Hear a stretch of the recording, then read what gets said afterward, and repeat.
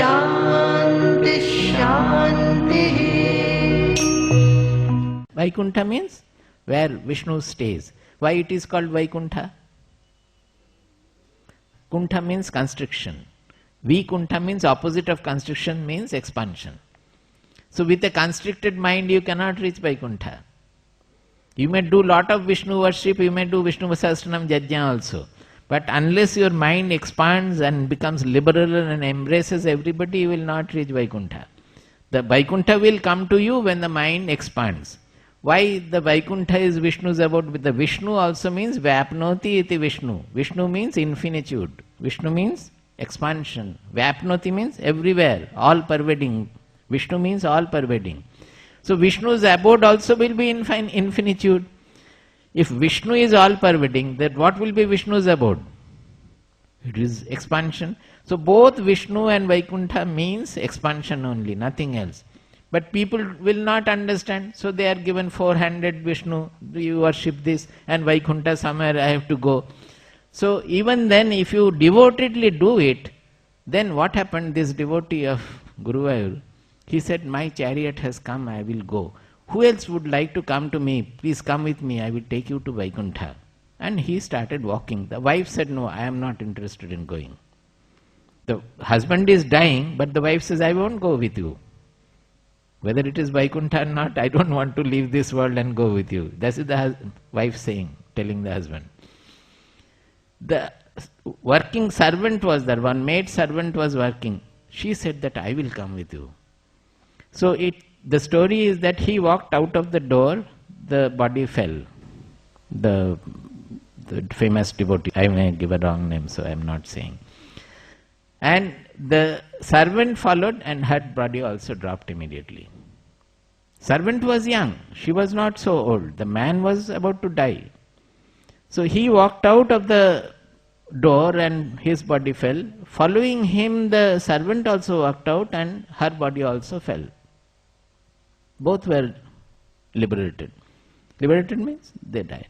Now, how does it work? It works in their own mind, that their faith in that Vishnu's chariot and the chariot has come, I am going to Vaikuntha, is so strong that man passed away and the young lady who was not supposed to die at all, she also passed away. And in their mind, they must have reached Vaikuntha by then, something, chariot has come. This chariot coming, many people report. Before death, many people say that now the chariot has come, I will go. So many people see that kind of a vision, that they're, because of their strong mental faith. Whatever in the mind that happens, we may think that, oh, itna chota time mein kaise hoga? Time छोटा तो हमारे scale में है, उनके लिए वो बहुत कुछ. हमारे स्वप्न में कितना टाइम बीत जाता है. In a half an hour dream, we sometimes cross so many years of Svargavasa can take place there. The time frame is different in different loka. So you can cross many 7 lokas in a fraction of a second also. It depends on your dream in that. That time frame is not, time scale is not same there. It is the same thing as Swamiji was other day saying from Ashtavakra Samhita. Muktabhimani muktohi baddho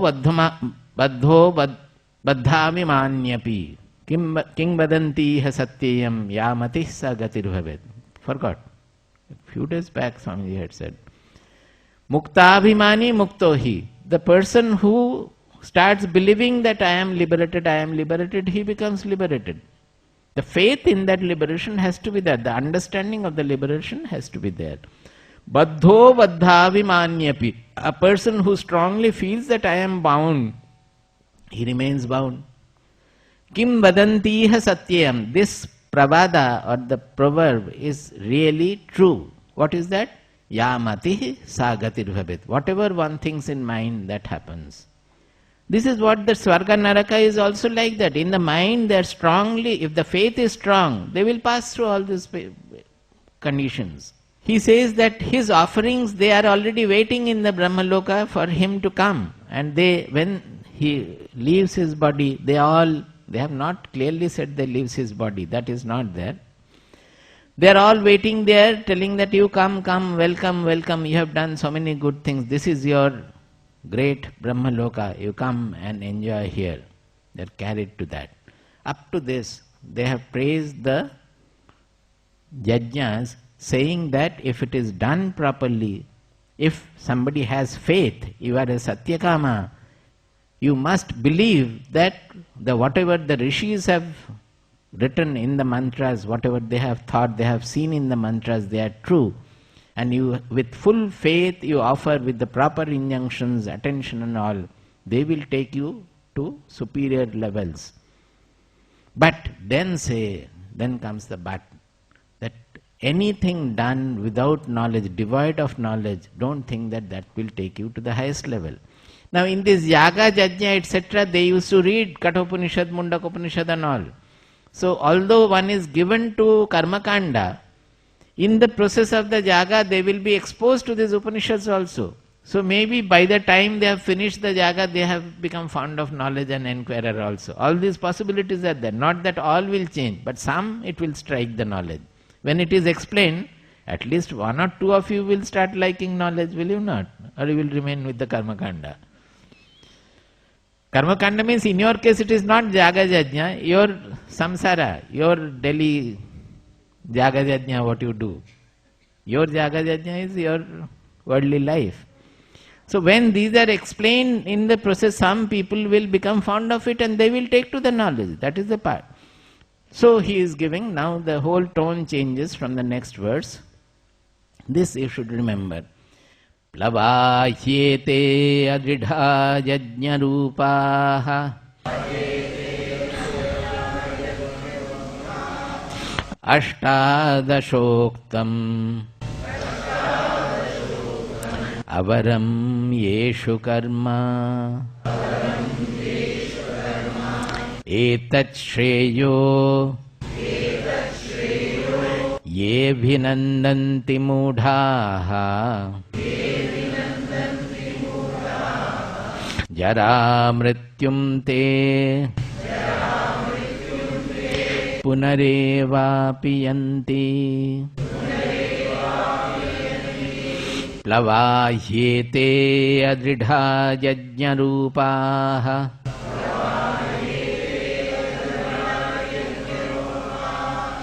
ashtadashoktam avaram yeshu karma etat shreyo ye bhinandanti mudhaha jara mrityum te punarevapiyanti jara mrityum te punaha eva apiyanti. Jara mrityum te punaha eva apiyanti.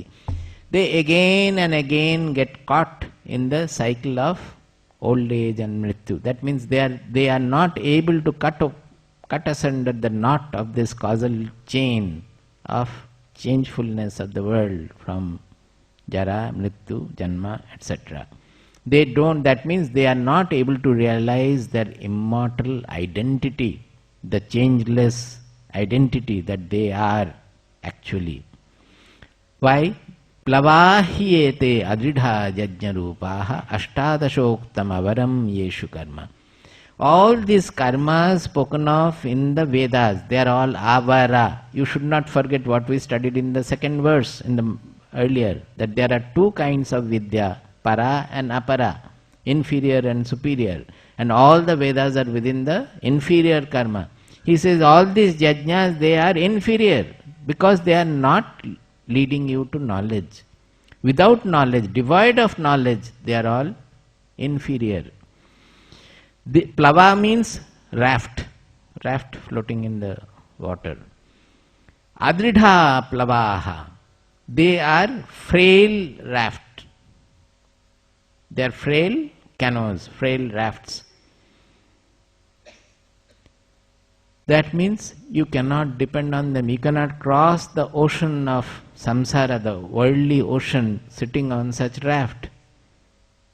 It will yield on the way. You will get drowned. Or you have to come back. As soon as you go into the water, you have to come back. Or if you try to cross in this, it will yield. In the midway, you will get drowned. Why are they so? Ashtadashoktam avaram yeshu karma. All these karmas are based on 18 pillars, 18 foundations, supports. What are they? The 16 priests and the 2 Yajamana and Yajamana Patni. The Yajamana and his wife who are performing, and the 16 priests they are employing to perform. So for one person we have so much of problem with attention and dedication and all, and desirefulness and all. When 18 people are involved, how can the 18 people be attentive and doing everything? In the ashram, if you have 10% of them, 2 or 3 will be attentive generally. In a yajna, when you have 18 and that too are priests and all, can you expect them to be all attentive, everything doing properly? Or so there could be so many pitfalls. So then the yajna result will not be there. It will not produce the result. How can you depend on such inferior pillars which are always can yield? That is, their mind will be polluted. While performing the yajna, you have to have a very liberal, pure mind. 18 people having same kind of mind, is it possible? So many things are there. There is a way in Ramayana, you might be knowing, when Ravana was doing the yajna finally to win over Rama, to become Amara. So he was performing it. Ravana was a great karmakandi, that you perhaps don't know. Ravana was not an irreligious person. He was a very religious karmakandi. He was given to tantra and all. So he was performing yaga, by which if he can complete the yaga, he will become invincible. Rama will not be able to vindicate. So Hanumana was worried about if he can somehow complete it, it will be great difficulty for Rama. He will not be able to win over Ravana. So he did one thing. Hanumana was Vayuputra, so he could take any form, big, small, everything. The priest who was chanting the mantras, there was one, Amara was there. So Hanumana became a fly and sat on the A, so that it became Mara. Or Amrita was there, it becomes Mrita. Amrita, he sat on the A, so it becomes Mrita. So then Ravana will die. Amrita Mrita ho jane se ulta ho gaya pura. So Hanumana became a fly and sat on Amrita. But when the priest was chanting, he read it correctly. He did not make that mistake. Then Hanumana understood that he has taken by heart. Although he is opening the book, he is not seeing the book. He is chanting he has already taken it by heart. So he could not be successful. What to do? Then he took his own form and took away the book from the priest's hand. Snatched the book from his hand. Immediately the priest got very angry and shouted at him or did something. But last, if the priest loses his temper, the whole yaga is spoiled. You have to start from beginning again. The whole yaga got spoiled by this. So this is the condition of this yaga yajna. You may read correctly, you may practice ucharana, but your mind may fail you. And 18 people are involved. All of them will have to go accurately. So that is why he is saying it is absolutely frail raft. It can break any time because of the pitfalls involved. So many people are involved in this. So ashtadashoktam avaram yeshu karma. So there is nothing wrong. You try to do it properly, do it attentively, then finally it may take you to the next level of jnana kanda or so.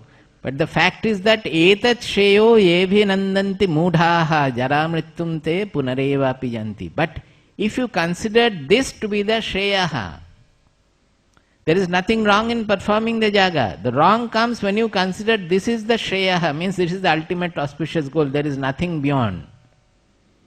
There is no harm, or you have to pass through the primary level. But you are a mudha if you think that there is no high school, there is no college, there is no PhD. If you deny them that no, there is no higher learning, I will stop at 7, I will not go to class 8. Even if the teachers say you go to class 8, no, there is no class 8 or higher at all. It is just like that. Those who consider this is the shreyas, it is not the Shreyas, it is only to discipline you, make you attentive. You should understand, and it has some very simple result also. If you get the result, it is it is going to fulfill your some small desires. It is not going to fulfill you forever or taking you to the immortality. If you consider that there is nothing called immortality, nothing called knowledge, and this is the ultimate, and I am a great performer, great ritualist, then you are a fool of the first kind. That is what the Upanishad itself is saying. So far it praised the yaga, and now he is saying, it's fine with the yaga, but if you consider this to be the Shreyas, then you are a fool. Ye bhinandanti mudhaha. And what is the result of your foolishness? You remain in the same soup, go around in jara mrityu, janma mrityu and all that, in the changeful world. You will never attain the immortality or the changeless, the ultimate fulfillment where you go beyond this causal chain. Saying that, he comes to further critical remark about this. Avidyayam antare vartamanaha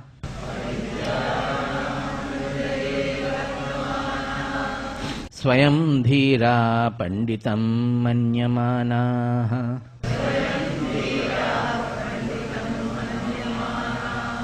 janghanyamanaha pariyanti mudhaha andhenaiva niyamana yathandhaha.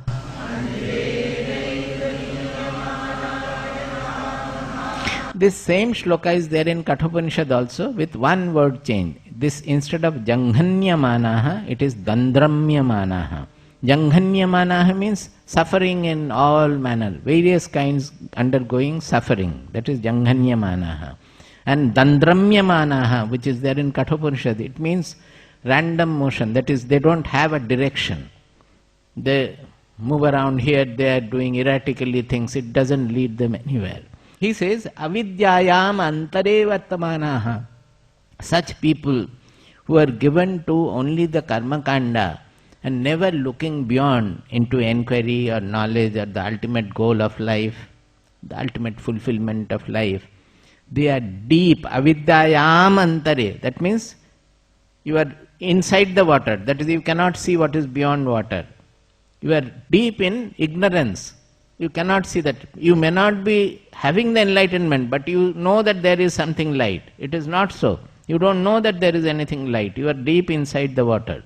Avidyayam antare vartamanaha. They are deeply immersed in avidya, means ignorance. Swayam dhiraha panditam manyamanaha.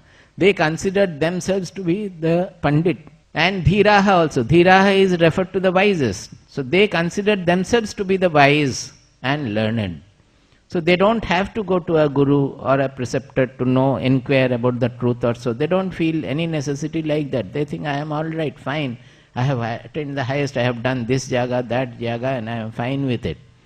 When I took initiation from Baba and came back, some very good people, relatives around me and others also, two, three people. They said, why did you go for initiation? It's enough if you become a very good person, if you do good social work and everything. Why initiation is necessary? Otherwise you are studying the scriptures, everything. No initiation is necessary. Things that he has attained all. He has not done the spiritual sadhana at all. He is a very good person, doing everything good, very social work also. He did not get married also. One of them did not get married. So they are otherwise very austere, very devoted, learned person, everything, very learned. But they don't know that there is something to be had from a realized guru. There is something called knowledge which has to be had from a realized guru. So they advise others also that why go to a guru? Our Ma's Mausi, she advised her that nobody in our family has ever gone to a guru. Why did you go to the guru? I have not gone to the guru, my mother has not gone to the guru, my grandmother has not gone to the guru, I will never go to the guru. Well, you don't go. And you will advise others also not to go. This is what they are saying, that andhena niyamana yathandaha. They are blind, but they are leading others also, making them blind. That is, this is all, you need not go, you need not do it. Don't go for knowledge, do karma kanda, this yaga, that yaga. That is the ultimate in life. So he is critically condemning such people, saying that avidyayam antare vartamana, they are deeply immersed in ignorance. Swayam dhiraha panditam manyamanaha. They consider themselves to be the all-knowing and the knower as well as the learned, most learned people in the world. But they are yanghanyamanaha. Look at them, they suffer. They have all kinds of, their faces will be long. If something happens in the family, they would be affected, too much affected. If in the social work also, you will find most of the social workers and NGOs, they have very big egos. Huge ego. They will fight amongst themselves because of the ego clash and all. And in perhaps 90% cases, you will find that the social work they are doing only to enhance their ego, not for anything else. All the sympathy towards the society and the poor, they are all related to their own ego. It is not a real sympathy in many cases, not all, but many cases. But the ego is very prominent almost in all the cases. We have this difficulty in for envy also. Whenever there is a ego clash, the person goes away. We are not able to function together. So, they suffer.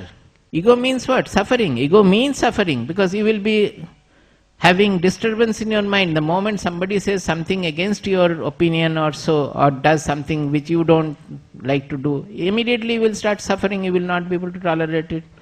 So they are full of all kinds of suffering, infinite varieties of suffering. And what is their motion? Pariyanti mudhaha. Paritaha yanti means circular motion, cyclical motion. Cyclic motion means there is no progression. Cyclic means there is no progression. You are going around and around. Subah utha, ye kiya, wo kiya, bazaar gaye, लाए खाए थोड़ा TV देखे फिर सो गए फिर सुबह उठे फिर एक किए. It's there is no progression. Every day the same thing. Sometimes angry, sometimes happy. So this is very important. Their motion in life is a cyclic motion. There is no progression at all. Andhe naiva niyamana yathandha. They are blind, led by the blinds, led by the blind. So they will lead others also to follow the same cycle. You know that in Bengali we say thod bodi khada khada bodi thod. That means sabji prepared out of pith of the plantain. Thod bolte hain usko. Pith. Then badi means nuggets. And khada means sajna, that moringa sticks. So today the vegetable was made out of pith, nugget and moringa. Tomorrow it is moringa, nugget and pith. Next day it is nugget, pith, moringa. So we just say in Bengali, thod bodi khada, khada bodi thod. This is our life.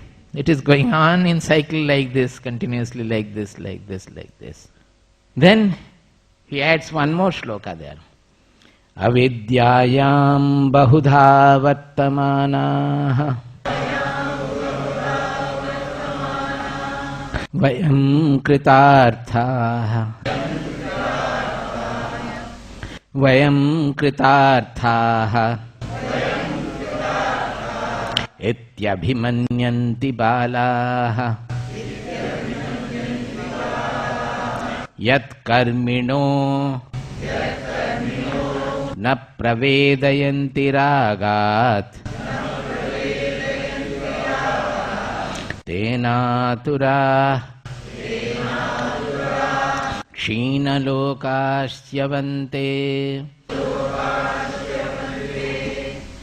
He says, avidyayam bahudha vartamanaha. See, knowledge is only one, but ignorance, infinite. So, remaining in ignorance can be of infinite variety.